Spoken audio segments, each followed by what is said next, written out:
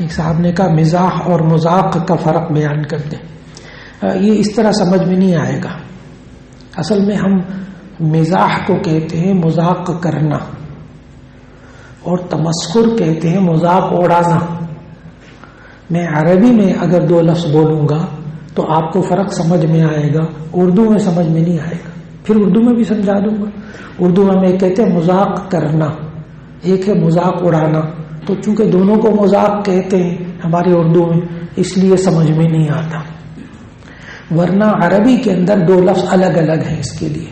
تمسخر مذاق اڑانا, اور مزاح کا معنی مذاق کرنا, خوش طبعی کرنا. تمسخر کسی بھی صورت میں حلال نہیں ہے. عجیب بات ہے, اور لوگ اس میں مبتلا.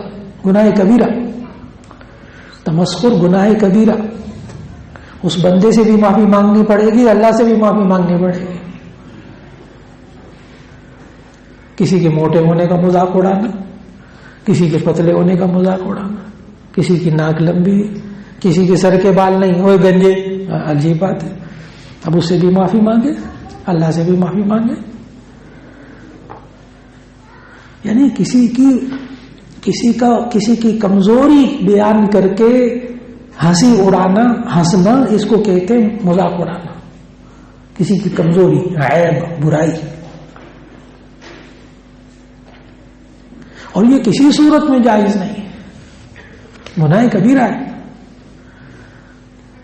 اس میں اس بندے جس کا دل دکھا اس سے بھی معافی مانگنی اور اللہ سے بھی معافی مانگنی.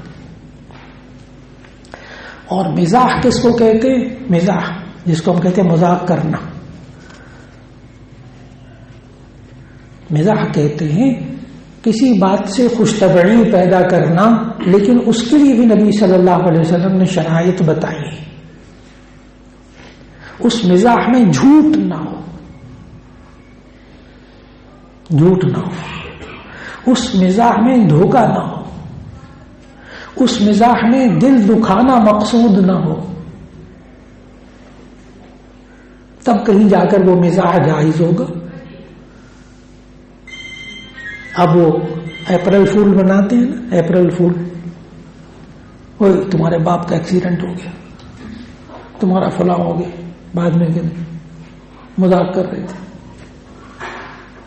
یعنی جھوٹ بھی بولا, دھوکہ بھی دیا, دوسرے کا دل بھی دکھایا. نبی صلی اللہ علیہ وسلم بھی مزاح فرماتے تھے. ہاں, اکثر سنجیدہ رہتے تھے, کبھی کبھی مزاح فرماتے تھے.